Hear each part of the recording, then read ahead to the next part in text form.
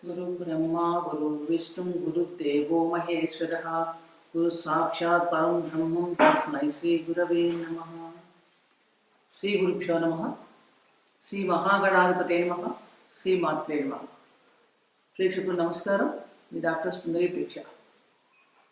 ఈరోజు మనం ఈ వీడియోలో ఫిబ్రవరి 1, 2024 నుండి 28 ఫిబ్రవరి 2024 వరకు అంటే శోభకృతనామ సంవత్సరం, ఉత్తరాయణం, హేమంత ఋతువు, పుష్యమాసం, గురువారం, బహుళ షష్ఠి నుండి శ్రీ శోభకృతనామ సంవత్సరం, ఉత్తరాయణం, శశి ఋతువు, మాఘమాసం, బుధవారం, కృష్ణ చతుర్థి వరకు గల గోచార గ్రహస్థితి ఆధారంగా ద్వాదశ రాశుల వారికి ఎటువంటి ఫలితాలు ఉండబోతున్నాయి, ఉద్యోగ వ్యాపార విషయాల్లో ఎలాంటి ఫలితాలు ఉంటాయి, కుటుంబ విషయాలు ఎలా ఉండబోతున్నాయి, ఏ గ్రహాలు అనుకూలిస్తున్నాయి, ప్రతికూలతను తగ్గించుకోవడానికి ఎటువంటి పరిహారాలు పాటించాలి అని అనేక విషయాలు తెలుసుకుందాం.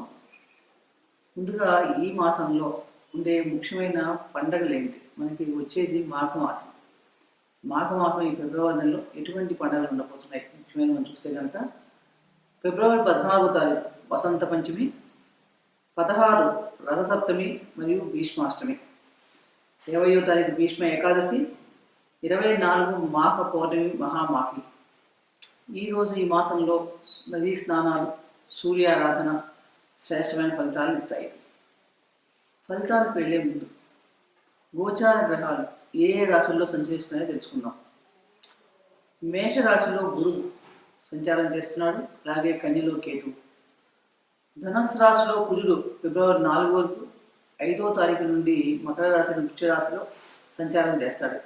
శుక్రుడు ధనుస్సులో 11 వరకు, తదుపరి మకర రాశిలో సంచారం. కుంభరాశిలో బుధుడు 18 వరకు, మకర రాశిలో 19 నుండి కుంభరాశిలో సంచారం. కుంభరాశిలో శని, మీనంలో రాహు. చంద్రుడు చిత్తా నక్షత్రమైన కన్యారాశి నుండి బయలుదేరి సంచారం ప్రారంభించి 12 రాశుల మీదుగా సంచారం పూర్తి చేసుకొని హస్తా నక్షత్రంతో తన సంచారాన్ని ఈ మాసంలో ముగిస్తున్నాడు.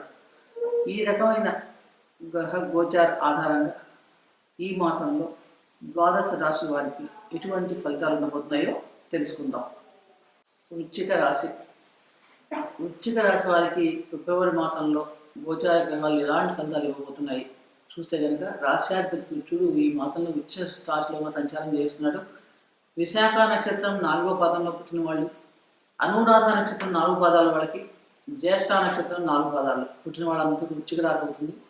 రాశ్యాధిపతి కుజుడు ద్వితీయ తృతీయ స్థానంలో సంచారం, అలాగే ఉచ్చరాశి అయిన మకరంలో దశమాధిపతి అయిన రవితోనూ లాభాధిపతి అయిన బుధునితో కలిసి సంచారం చేయడం వలన ఈ మాసంలో మీకు చాలా మనకు అనుకూలమైన ఫలితాలు ఉన్నాయి. కొన్ని విషయాల మటుకు మిశ్రమ ఫలితాలు కూడా గోచరిస్తున్నాయి. ఉద్యోగస్తులకి ముఖ్యంగా మీ తోటి ఉద్యోగస్తుల సహాయ సహకారాలు చక్కగా లభిస్తాయి. మొదటి 2 వారాల్లో కూడా ఎవరైనా ఉద్యోగ ప్రయత్నాలు చేసే వారికి చక్కగా మంచి అవకాశాలు కలిసి రావడం, మీకు కొంచెం ఊరట లభిస్తుంది, ప్రశాంతంగా ఉద్యోగం దొరికింది అనే విషయాలు ఎక్కువ కనిపిస్తుంది. కానీ ఉద్యోగస్తులకి పనిలో కూడా చాలా ఒత్తిడి ఎక్కువగా ఉంటుంది, పని భారాలు పెరుగుతాయి, బిజీగా ఉంటారు. అంటే సమయానికి ఖాళీ లేకుండా ఎక్కువగా పని మీదే శ్రద్ధ పెట్టవలసిన పరిస్థితి కూడా ఎక్కువ కనిపిస్తుంది. కానీ దానివల్ల ఏంటంటే కుటుంబంతో మీరు ఎక్కువ సమయం గడపలేకపోతారు, దానివల్ల చిన్న ఇబ్బంది పడతారు. అలాగే 3, 4 వారాల్లో కానీ చూస్తే ఆరోగ్యపరంగా చూసినప్పుడు కొంచెం స్వల్ప సమస్యలు వచ్చే అవకాశాలు ఉన్నాయి, ఇబ్బంది పెట్టే అవకాశం ఉంది. కాబట్టి ఇక్కడ కొంచెం జాగ్రత్త తీసుకోండి.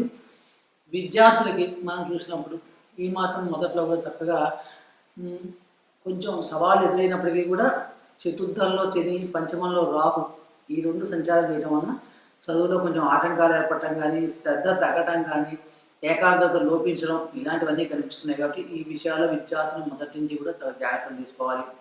అలాగే వ్యవసాయదారులకి, వ్యాపారస్తులకి కానీ చూస్తే కనుక ఈ మాసం చాలా మటుకు లాభదాయకంగానే ఉంటుంది. మాస ప్రారంభంలో కుజ శుక్ర సంచారం ద్వితీయంలో ఉండటం వలన కుటుంబ పరంగా మిశ్రమ ఫలితాలు గోచరిస్తున్నాయి. ఎందుకంటే 2 డిఫరెంట్ స్వభావం గల గ్రహాలు ద్వితీయ భావంలో సంచారం చేస్తున్నాయి. కాబట్టి అంటే కుటుంబంలో చిన్న కొన్ని విషయాల మీద విభేదాలు రావడం ఉంటుంది. కాబట్టి మీరు వీలైన వరకు పెద్దల సలహాలు తీసుకోండి. ఆ సలహాలను పాటిస్తే కనుక చాలా మటుకు మనకి సమస్యలు తగ్గే అవకాశం ఎక్కువగా ఉంది.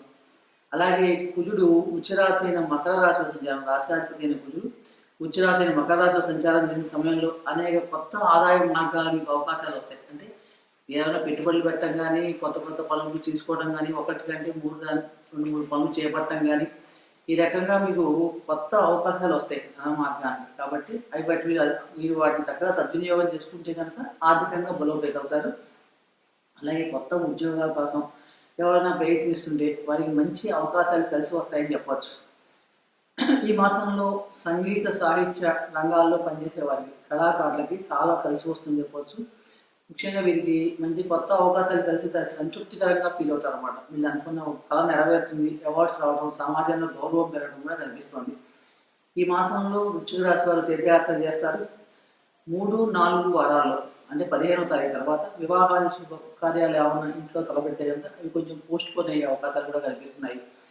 ఉద్యోగస్తులకి సెకండ్ అంటే 3, 4 వారాలు ఆఫ్టర్ ఫిబ్రవరి 15 తర్వాత చిన్న చిన్న సమస్యలు, విభేదాలు తలెత్తే అవకాశం ఉంది. కాబట్టి ఇక్కడ జాగ్రత్త తీసుకోండి.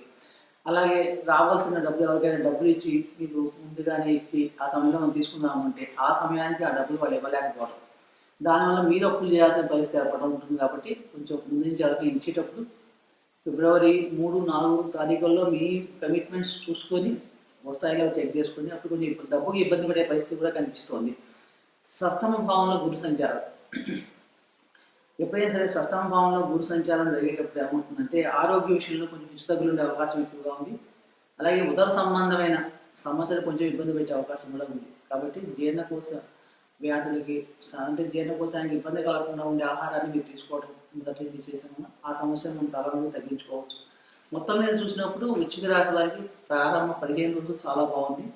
సెకండ్ హాఫ్లో మటుకు కొంచెం మనం చెప్పిన ఏరియాస్లో కొంచెం జాగ్రత్తలు తీసుకోవాలి. అలాగే ఉద్యోగస్తులు కూడా వీలైనంత వరకు అనవసర విషయాలు కలెక్ట్ చేసుకోకపోవడం, డబ్బులు ఎవరికి అప్పులు ఇవ్వకపోవడం చేస్తే కనుక మంచిది. ఆరోగ్యపరంగా కూడా ఈ మాసంలో మీరు తేలికపాటి ఆహారాన్ని తీసుకోవడం, ఈజీగా జీర్ణమయ్యే పదార్థాలు తీసుకోవడం వల్ల చాలా మంది సమస్యలను తగ్గించుకోవచ్చు.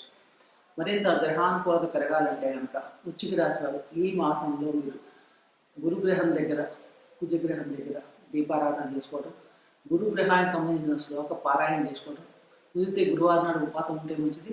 నానబెట్టిన శనగలను గోమాత తినిపించడం వల్ల కూడా చాలా మటుకు మంచి ఫలితాలు జరుగుతాయి.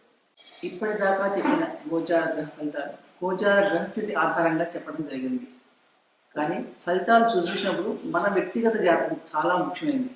వ్యక్తిగత జాతకంలో ఉన్న గ్రహస్థితి అంటే మనం పుట్టినప్పుడు మన గ్రహాలు ఏ రాశుల్లో సంచరిస్తున్నాయి, ఇప్పుడు చెప్పిన గోచార గ్రహాలు ఏ రాశుల మీదుగా ఏ గ్రహాల మీదుగా సంచారం చేస్తున్నాయి అని చూసుకొని, అలాగే మనకి ఇప్పుడు జరుగుతున్న దశాభుక్తులు ఏమిటి, ఆ గ్రహాల మీద ఎటువంటి గోచార గ్రహాలు జరుగుతున్నాయి, ఎటువంటి గ్రహాలు దృష్టిలో ఉన్నాయి, ఆ దశానాథులు భుక్తినాథులు చూసుకుని దాని ప్రకారంగా ఈ ఫలితాలను సరి చూసుకుంటే కనుక మీకు ఖచ్చితమైన ఫలితాలు లభిస్తాయి. కాబట్టి ఇవి జనరల్గా సాధారణంగా చెప్పబడిన ఫలితాలు గోచార స్థితిని ఆధారంగా చెప్పబడని గ్రహించగలరు. చెప్పిన పరిహారాలు బట్టి చక్కగా అందరూ పాటించండి. దానివల్ల ఈ మాసం అంతా కూడా మీకు గ్రహానుకూలతలు పెరుగుతాయని చెప్పవచ్చు. సర్వే జనా సుఖినో భవంతు. శుభం భూయాత్.